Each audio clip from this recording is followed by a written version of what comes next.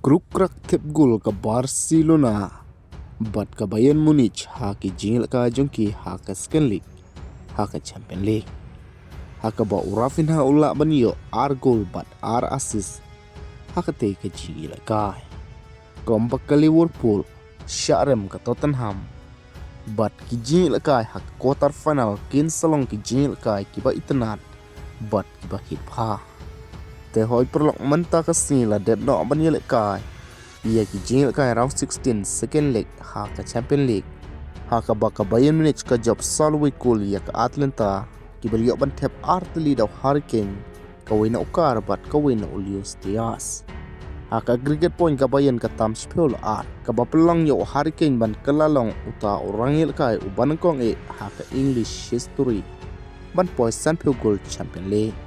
Kat ba ke Liverpool kala ban comeback Persya ia ke Galatasaray leng ba saw le not goal ki beliau ban tep dot Szoboszlai ekiteke Gravenberch bat usala ka ba pelang ye uban kelalong player uban kong ban poisan pe gol ha ke Champions League na Afrika bat salwe gol tam ke Liverpool ha ke aggregate point.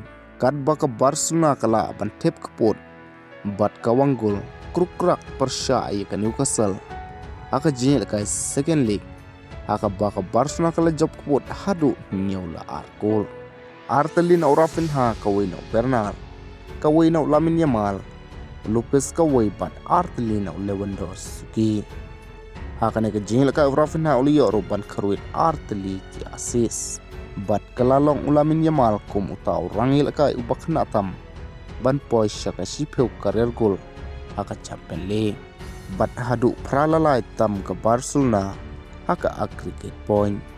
Lak Tottenham pelim lai la ar haka Second League ia ke Atletico Madrid.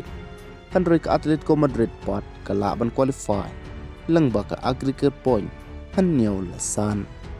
Te perlok menta ki jingil ka Champions League kila poino sya ke quarter final.